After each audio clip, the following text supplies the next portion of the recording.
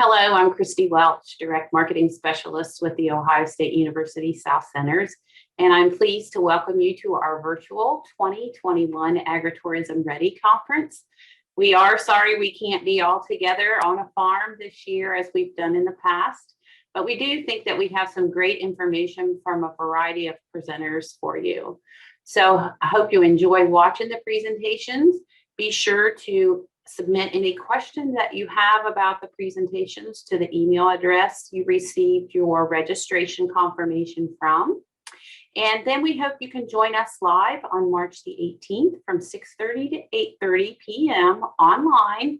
And our presenters will be with us and able to answer your questions live at that time.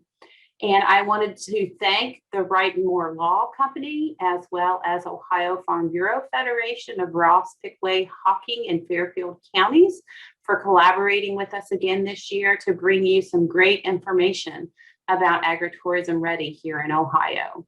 And again, we look forward to seeing you March 18th at 6:30 p.m. Hello, everyone. This is Eric Barrett with Ohio State University Extension, and we're here at the Ohio Agritourism Conference to talk about online ticketing and special events. What can we learn from 2020, and what do we need to really think about and plan for 2021? So when it comes to online ticketing and special events, what does your farm think? What did they do last year? Did they change their paradigm? Have you changed your own paradigm? What are you thinking about for 2021 as we get back to whatever the new normal is going to be? So we need to think about what we're doing, what we're changing for the future of our farming operations. So 2020 changed a lot of customers. Just like it did our businesses, the customer changes that happened are going to be long-term, at least longer than 1 or 2 years. So 3 things. This is from Forbes. There's some other folks that I've talked to and looked at for how customers really changed. So first, they have increased expectations, whether those are health expectations, being able to pay with a contactless card, whatever that is, some quick solutions to their answers, the questions they have, and empowered employees that can answer those questions quickly or make the positive customer experience happen quickly. Second, simple, faster service. So timeliness, how fast are you getting back to them, whether it's by email or Facebook Messenger, whatever those ways are, answering the phone, the messages on your phone, how timely are you? And then setting expectations for them up front. When they buy a ticket, how long will I have to wait in line? When I get there, what's going to happen? Where should I park? What kind of signage is up there? So faster customer service to get folks to where they want to be so they can experience your farming operation and not have to think about all the logistics involved in it. Number 3, share more. They want to share more, but they have a lower tolerance. A lot of anxiety out there because of the pandemic. So how do we look at how we can do things like that and affect this customer change? So the family and friend recommendations, those are high. Those expectations, if the friends and family say your farm is really good at being safe during the pandemic, that means things are going to also be safer and a better experience maybe in the long term. The other aspect of this is that all interactions matter, whether it's an interaction on your website, through your Facebook page, calling the phone, dealing with that first employee in the parking lot. What are those expectations and those interactions? How are they happening? How can we make those as positive as possible? And we saw lots of lines, lots of quick checkouts, contactless payments. Those were a lot of the big changes that we changed, but how did customer changes happen? They happened in these ways. More expectations, simple, faster service, share more, and lower tolerance. So our ambitious plan for the next 15 or so minutes is to talk about these 4 things. Ticket sales in 2020, what are the pros and cons? How do you choose a company? What are opportunities now for special events? And what are some themes to look at as we prepare for 2021? The outcome that I really want to get to here is improved profitability for your farming operation and improved customer service. So even further than that is business continuity for the long term for the farming operation. So 2020 ticket sales, what really happened? It was the year of implementation for a lot of our farms. A lot of farms that do agritourism in some manner went to some kind of admission a while ago. That really helped them increase their profitability, but a lot of farms still were holding back for one reason or another, whether their store was inside, whether they're doing activities, or whether they were only doing pick your own and they felt they really didn't need to do that. A lot of farms decided to do that implementation. And we really need to think about those who didn't. What are the options to do that in the future? So first, we focused on health department rules. What did they require us to do? Maybe here, the COVID waiver was our lawyer, because we didn't, when we opened up last year, for the most part, we didn't have that state of Ohio exemption when it came to COVID-related illnesses. So there were some issues there. The other thing for the health department was capacity and how our county health department saw what we were doing. Was it really agritourism, agriculture? Was it more entertainment in their view? So that capacity came to mind. So that time ticketing really helped us meet that capacity. Number two, we decided really quickly. A lot of us were like, what are we going to do? What are we going to do? And then, oh my gosh, we're going to open in a few weeks here. We got to just pick a ticket company and go with it to meet the health department guidelines. So we didn't necessarily look at all the things we should check out for next year when it comes to these online ticket services. And third is the learning curve. We really learned a lot. Hopefully our farm learned some things that we can do, maybe change companies next year or negotiate in a different manner, but also that we can share with other farms so they can use the benefits of online ticketing. So here we go.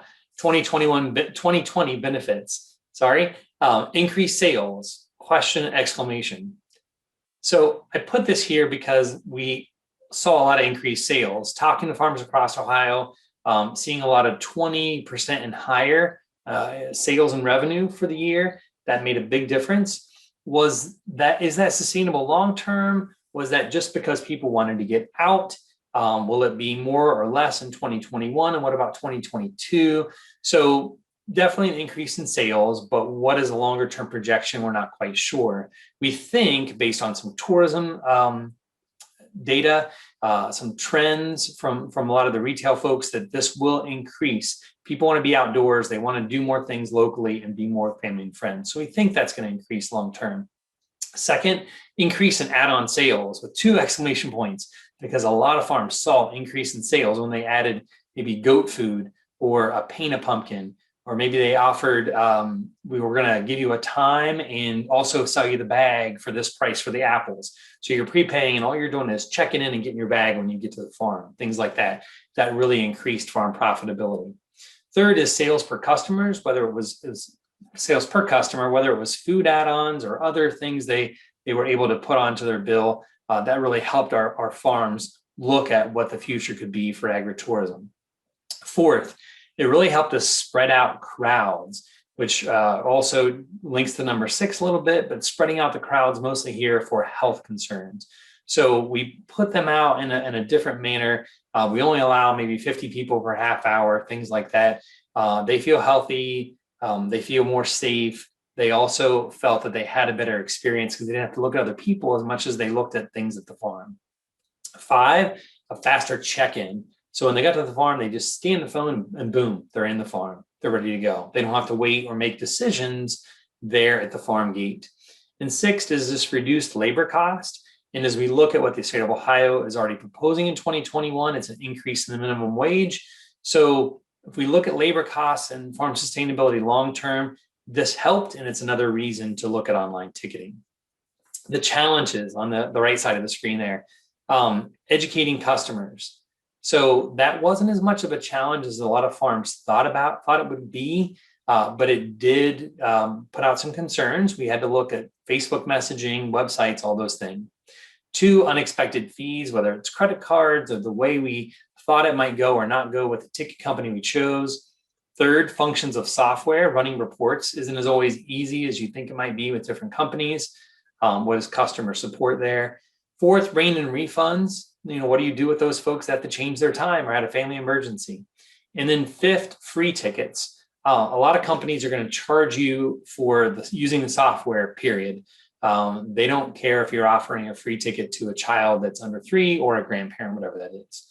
So as we look at these things, we're going to talk soon about you making a list, talking to other farms, and planning for 2021 to get the most profitability for your farm. So choosing a ticket company. There are many, many choices out there. Farm Pass is one that's very specific to farms. Ticket Spice was really promoted by NAFMA, the National Farm Market Association. There's Tix.com, Ticket Leap, Eventbrite, all kinds of different choices. There is no best choice that we're recommending. We're really looking at you making a list of what your needs are at your specific farm and making a choice based on that and how it matches up with a ticket company of your choice. So these why questions that you really need to think about, we talked about in that list for 2020, but you'll know when customers are going to visit. You can then improve customer service, make them happier, reduce these bottlenecks. Sometimes on the farm, a lot of folks want to come during that afternoon time. Maybe that's 1 to 3, 1 to 4 o'clock in the afternoon. Online ticketing allows you to push that out and make it more level. So there's not that high bump in the middle of the curve where you have to have a lot more employees and it might get more frustrating and more people more anxious because there's too many people at the farm. COVID or not COVID, this is a way to spread that crowd out. Limit the crowds for safety and health and throughput through fields and activities. So your hayride might only have 25 people on it. If it does, how do you spread those crowds out so people aren't waiting as long to maybe get on that hayride through the day? Third, pass on fees. All other businesses pass on fees for tickets to the customer. Customers expect that. So when you think about it, most of these ticket companies work with sports venues, concerts, those kind of things. When customers buy, they understand that there might be a credit card fee or a ticketing fee involved with it. So it's no problem to pass those fees on that we've been absorbing at the farm level for so long. And fourth, improve cash flow pre-season. So think about online ticketing as a way to start selling those tickets early instead of waiting till people come on the first day you open. So ticket sales might open 4 weeks before the farm does. Make a list of the farm's needs. So here's 8 things that we brainstormed on, but your farm might be a little different. Make sure that the company can handle time tickets. They can handle free tickets if you're giving those out to kids or grandparents, the youngest kids. Add-on sales. Can they add on goat food? Can they add on a pie pumpkin? Can they add on a bag of apples? Whatever that is. And what do they charge you to do that? That you can generate reports. It's simple to do. 5, that you have details of those fees or charges. 6, is it easy to use for you and the customer? Change your refund options for rainy days or cancellations. And then how do you get deposits? Is it 24 hours? Is it a week, 2 weeks? What are those things that company is offering for you? Some selection tips beyond that list your farm's going to make. Email that company the details. Get a request back, an email back that says, yes, the fee is this. Yes, the fee is this plus this or this percentage, whatever that is. Try to get a lot of that in writing. And then realize that after you might ask for all those things, you're going to get something at the end still that says, sign this, and it's 20 pages. You might think about if it's going to cost you several $1,000s to hire this company, do you need a lawyer to look at that? Do you need somebody else who's an expert in some way to look at that before you sign it to make sure you understand what that company is going to be charging you? And third, realize that there is a secondary vendor for banking. Usually these companies are just software. They're putting software together, but they're relying on a large credit card company or bank to run the behind the scene money transfers and such. So just understand that. And then for implementation at the farm level, think about the phones and tablets for scanning. A lot of these companies, you don't have to have a cell phone tower to ping off of. Wireless works. A lot of times these check-in for these devices can work even if you don't have Wi-Fi. So there can be some challenges there. Think about that. Think about how do you train employees to do this? What do you want them to know? Do you want them to know how many tickets there are for the entire day? Do you want them to know some of your sales reports? Make sure that you understand what they can and can't see when they're checking people in. And third, customer communication. Making sure that's as simple as possible when you're going to sell tickets. Next, opportunities for special events. This is something we saw that we think is going to be a long-term trend, and this is across travel and tourism. This is across farms from across the nation in Canada that we've talked to, that these unique experiences. Maybe it's pick your own with a farmer or morning chores with a farmer, behind the scenes at the farm, come experience planting time, and on and on and on. There's lots of opportunities to do this. And what we're really looking at is the phone calls that came in last fall in summer of we have some kind of underlying health condition and we don't want to be around when other people are around. And we just want to get a private tour. It's usually how folks will ask the question. There's also the folks that are like, we just want a private tour no matter what. So how do we meet their needs? They're willing to pay. Are we willing to offer that opportunity? So looking at a couple examples around Ohio, this is from the Akron Zoo. They have wild lights that are only a few dollars a person, but for $130 or $150, you can get on a golf cart and follow around with our person, and you will be able to see the lights without having to walk around. It's something they sold out of. They really had a good, talking to the zoo, a good year because of that. Looking at the Columbus Zoo, and they offer these kind of experiences, a tour around the park, the zoo itself, giraffe barn feeding, $99 a person. Sounds like a lot, right? But if you think of how much time and effort you have to put into that for your farm, it's really a valuable opportunity for you to look at for the long-term sustainability of the farming operation. Cedar Point even offered this winter chill out, and they sold out.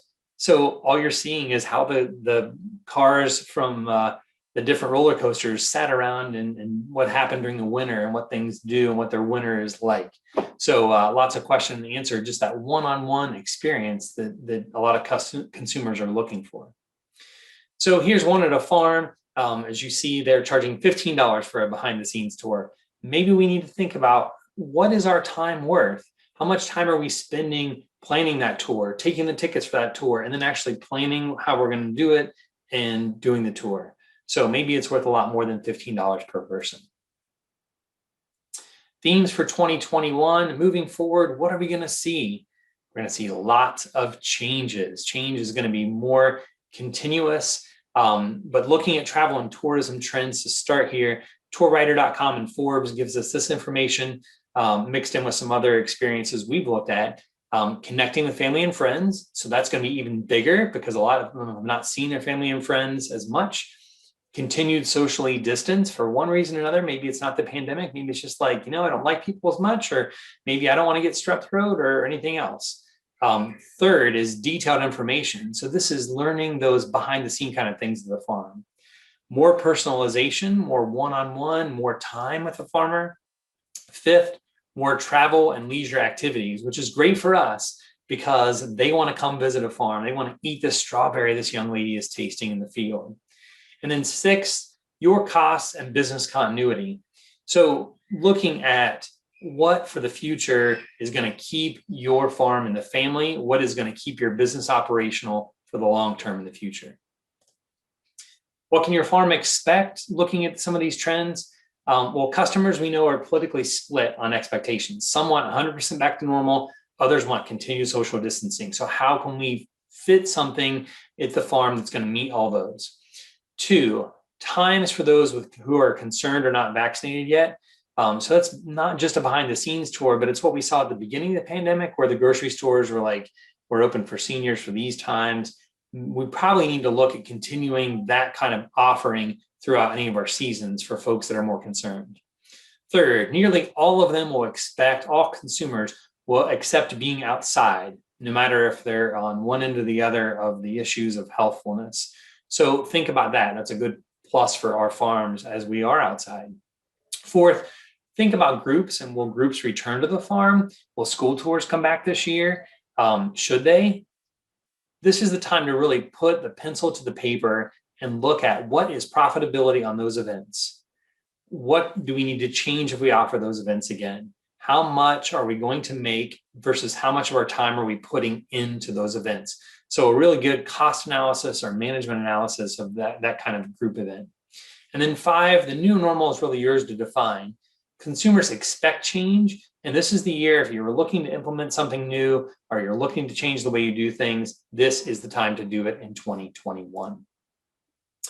Customer service needs to be something we're really hammering away hard at. It's training employees, How can you improve customer service in the coming year is going to be a big challenge, because consumers, as we talked about in the very beginning of the presentation, have changed the way they want to interact with one another and the way they want to act with our farming operation.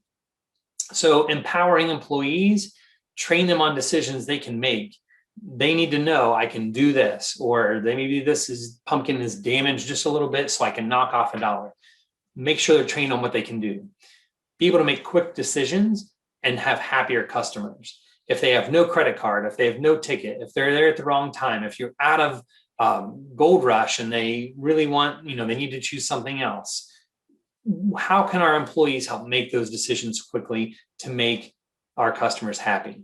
Consistent managers, us making those decisions with our employees and helping them to empower them, that makes happy, confident employees and results again in happier customers. So for 2021, listen, 2021 will be different too. It will not be like 2020. It will have some of the initial public health safeguards that we have as we get into late spring and into summer. Fall might be somewhat back to normal. We don't know. But we do know that consumer expectations have changed, and we need to look at our farming operations on profitability and improve customer service for our organization to long-term be successful. Good luck in 2021.